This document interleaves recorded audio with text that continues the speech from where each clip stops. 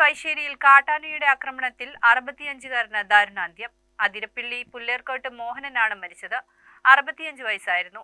വീടിന് സമീപം എത്തിയ ആനയെ തുരത്താൻ ശ്രമിക്കുമ്പോഴായിരുന്നു ആക്രമണം. ഒരു വർഷത്തിനിടെ ഇത് 6ാമത്തെ മരണമാണെന്നാണ് റിപ്പോർട്ട്. അതിരപ്പിള്ളിയിൽ റോഡ് ഉപരോധവും ഹർത്താലും.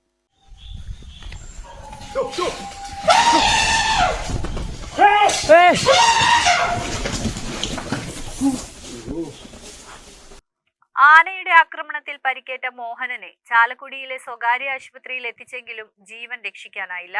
പുലർച്ചെ 2:45-ഓടെയാണ് ആന മോഹനന്റെ വീട്ടിന് സമീപമെത്തിയത്. അയൽവാസികളുടെ നിലവിളി കേട്ടാണ് ആന എവിടെയാണെന്നറിയാൻ മോഹനൻ മുറ്റത്തേക്ക് ഇറങ്ങിയത്. എന്നാൽ ഇരുട്ടിലൂടെ ആന ഓടിവന്ന് ആക്രമിക്കുകയായിരുന്നു. കാട്ടാന മോഹനനെ നേരെ പാഞ്ഞെടുത്ത് ചവിട്ടി കൊലപ്പെടുത്തുകയായിരുന്നു. കാട്ടാന ഈ സമീപത്തു നിന്നും മാറിയപ്പോഴാണ് മോഹനനെ ചാലക്കുടി താലൂക്ക് ആശുപത്രിയിലേക്ക് കൊണ്ടുപോയത്. ആശുപത്രിയിൽ എത്തിച്ചെങ്കിലും ജീവൻ രക്ഷിക്കാനായില്ല. പ്രദേശത്ത് നിരന്തരം കാട്ടാന ശല്യമുള്ള മേഖലയാണ്. മോഹനന്റെ വീട്ടുവളപ്പിൽ കഴിഞ്ഞ ദിവസവും കാട്ടാന എത്തി വ്യാപകമായി കൃഷി നശിപ്പിച്ചിരുന്നു. ജനവാസ മേഖലയായ ഈ ഭാഗത്ത് ആന ഇറങ്ങുന്നത് ഇപ്പോൾ പതിവായി മാറിയിരിക്കുകയാണ്. നിരവധി പേർക്കാണ് ഇതിനോടകം ജീവൻ നഷ്ടപ്പെട്ടത്. ഗിരിജയാണ് മോഹനന്റെ ഭാര്യ. ഗ്രീഷ്മ, ആദർശ് എന്നിവർ മക്കളാണ്.